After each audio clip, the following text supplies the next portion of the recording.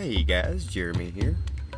Excited to bring you this video tonight. Tonight we're going to talk about tulpas and are we creating cryptids? First you may be asking, what is a tulpa?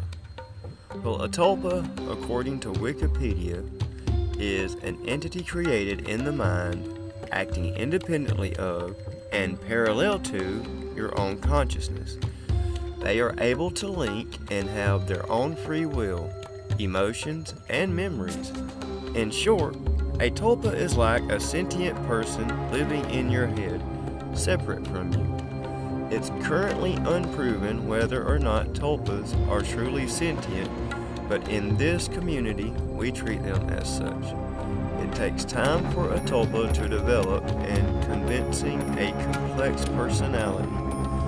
As they grow older, your attention and their life experiences will shape them into a person with their own hopes, dreams, and beliefs.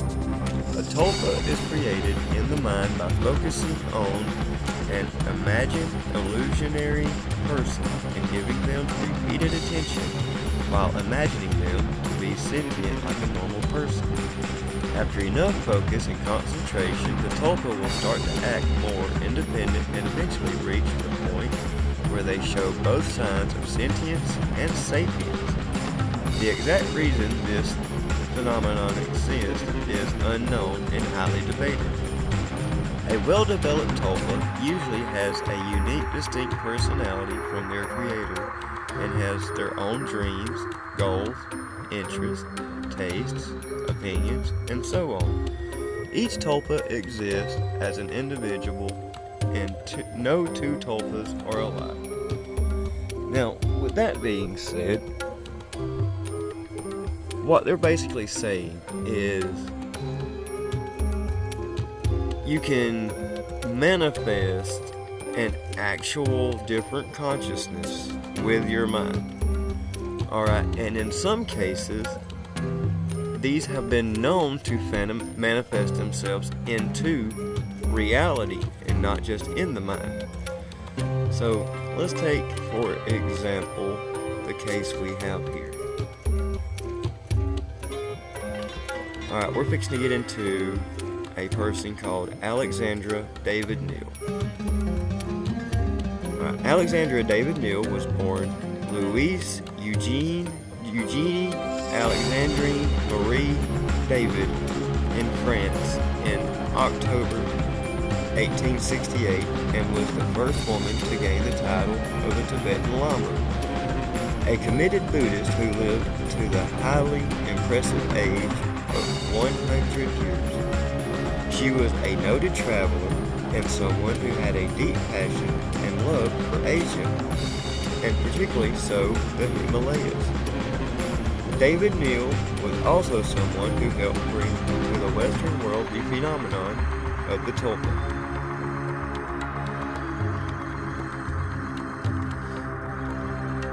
Essentially, a tulpa is an enigmatic form of life that has its origins within the mysterious depths of the human mind, but which can carefully focused upon by the Creator and dutifully nurtured, can break free of its brain-based moorings and take on a degree of independent reality in the world at large. In simple terms, what we imagine internally, when we quite literally put our minds to it, can mutate into full-blown reality of an external nature.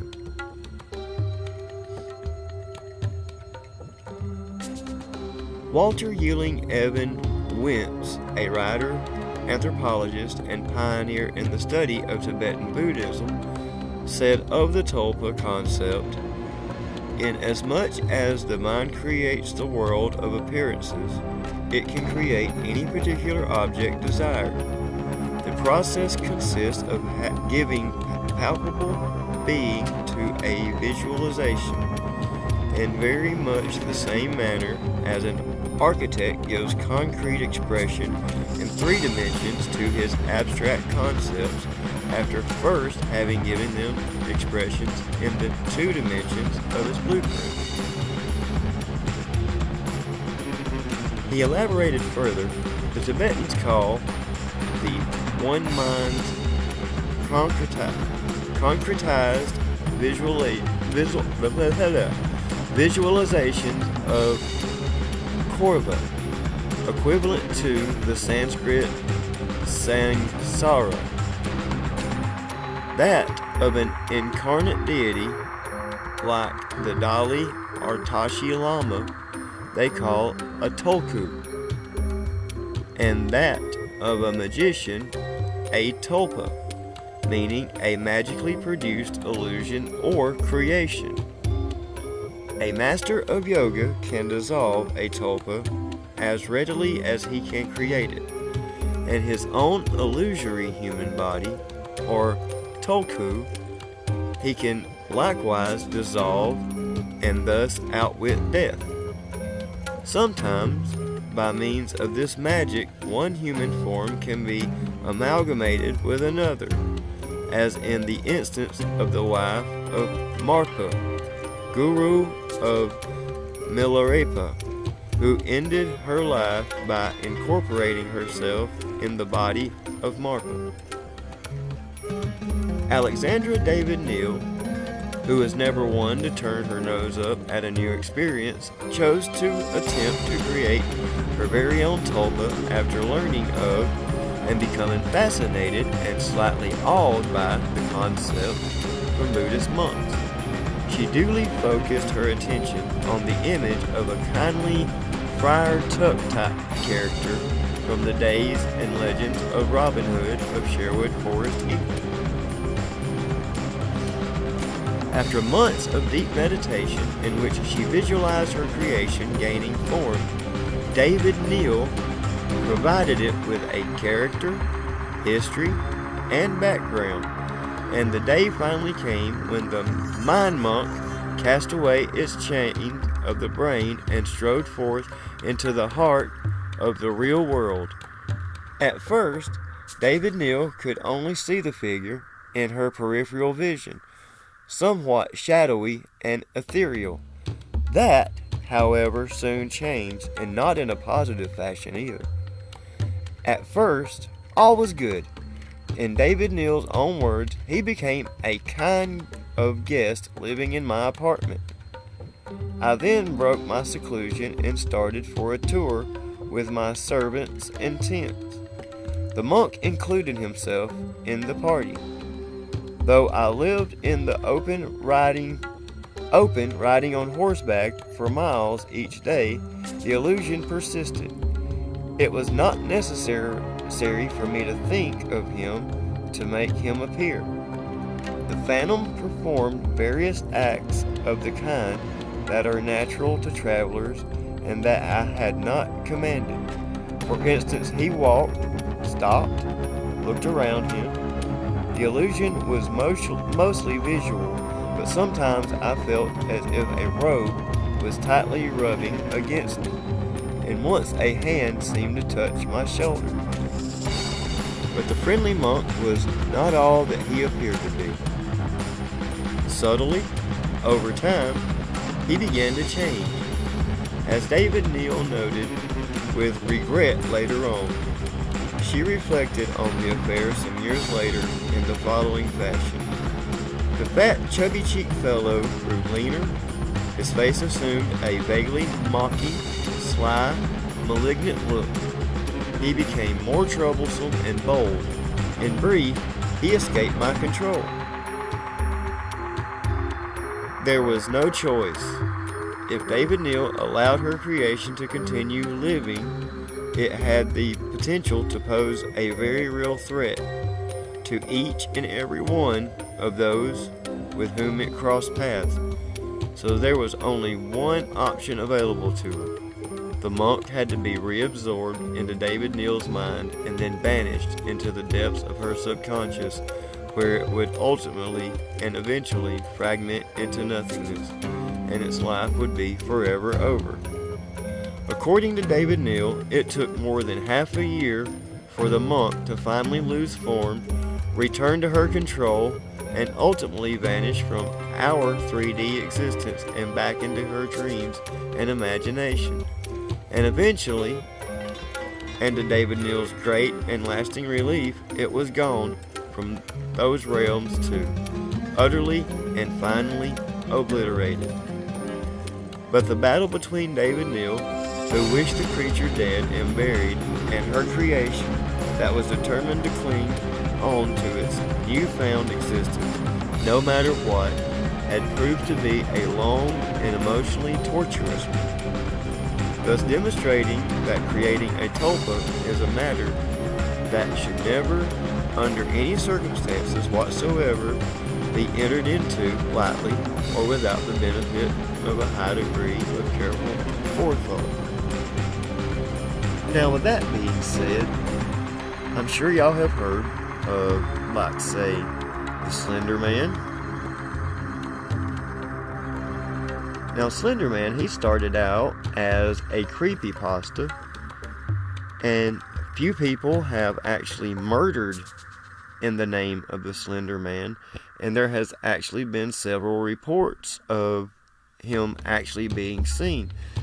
So what I'm thinking, with creepypasta phenomenon that was going on, could it be that so much thought was being put onto the Slender Man that they made the Slender Man real? Or let's talk about the Rake. Again, another creepypasta, but yet there is all this footage and photos of this creature, but yet before, it was either 2006 or 2008, there was no other descriptions or sightings of this creature, not until after the creepypasta had started taking form. So with that being said, are we inadvertently creating monsters? And I know y'all have heard of Dogman. Now, I believe that Dogman is real, but there is a debate, in the cryptid community whether or not Dogman might be a physical flesh and blood creature or a spiritual manifestation. And I think it could be both. I mean, you have reports of Dogman being shot by people, there's reports of them being killed, when they come tapping on your window and ripping down your doors and up through your floorboards. That's physical, that's real.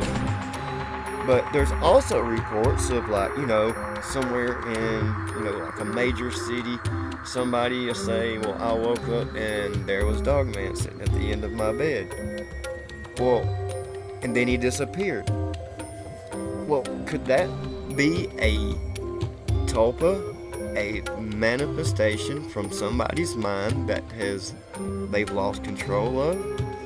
Just a thought I've had, and kind of to back it up, I would like to point out the placebo effect. I'm sure y'all all heard of the placebo effect, but what a lot of y'all may not have heard, let me close this up, is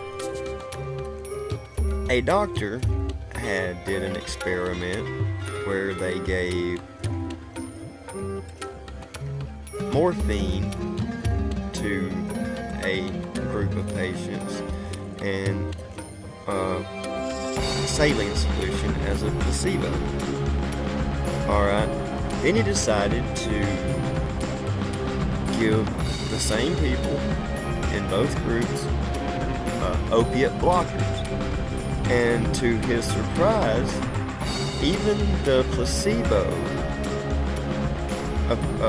people, their opiates were blocked and had started going into pain, and some of them even withdrawals.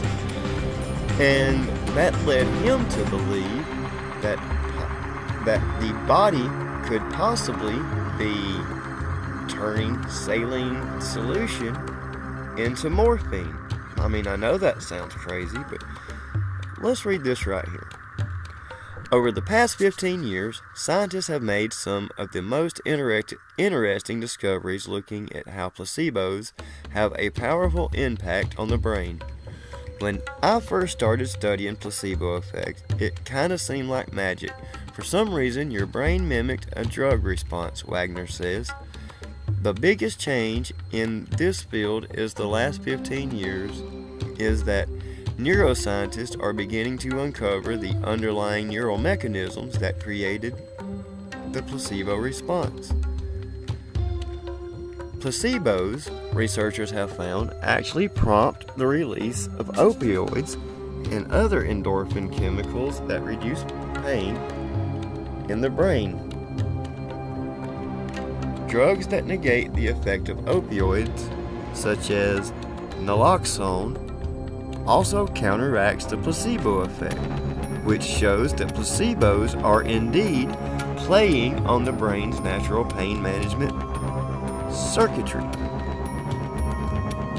The periaqueductal gray matter, a region of the brain key for pain management, shows increased activity under placebo. Regions of the spinal cord that responded to pain show decreased activity under placebo, which suggests either the sensation of pain or our perception of it is diminished under placebo. Patients with Alzheimer's disease start to show a diminished placebo response.